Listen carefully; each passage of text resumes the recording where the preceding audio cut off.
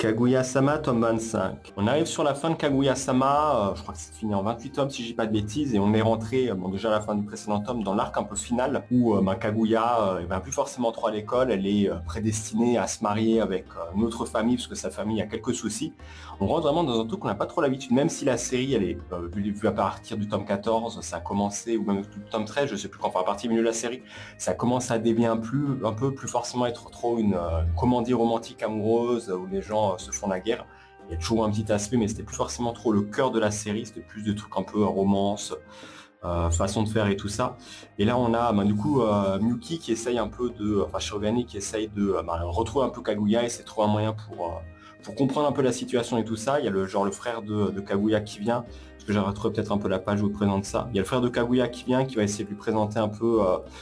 lui expliquer la situation, qu'il faudra qu'il arrête, qu'il ne pense plus forcément trop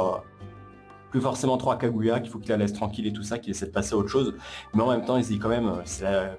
Shirogane, c'est un peu la seule personne qui peut encore la sauver. Et pareil, Shirogane est censé partir d'ici quelques semaines aux États-Unis pour ses études, donc il est aussi un peu pressé par le temps. Et c'est sympa, en vrai, on voit un peu l'évolution, on comprend un peu plus la situation de Kaguya, notamment un moment avec un flashback, une sorte de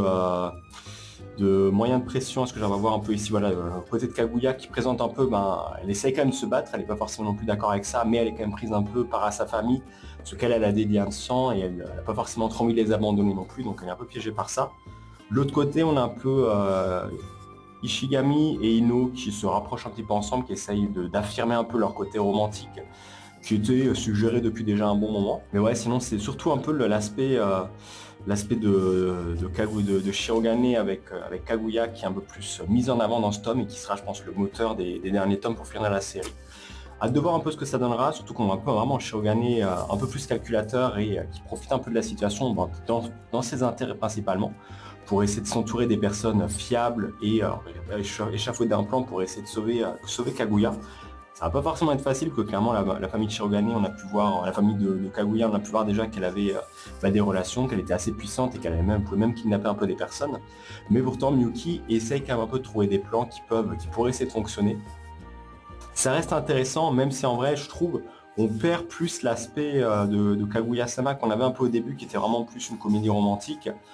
Pourquoi pas, ça permet de terminer la série un peu différemment, et de mettre une intrigue aussi un peu pour clore tout ça, même si j'avoue que ça fait un peu bizarre d'un coup d'être vraiment dans une intrigue qui va se suivre, je pense, jusqu'à la fin, peut-être jusqu'au dernier tome, alors que c'est pas quelque chose qu'on a l'habitude de voir. Et toi, t'en penses quoi?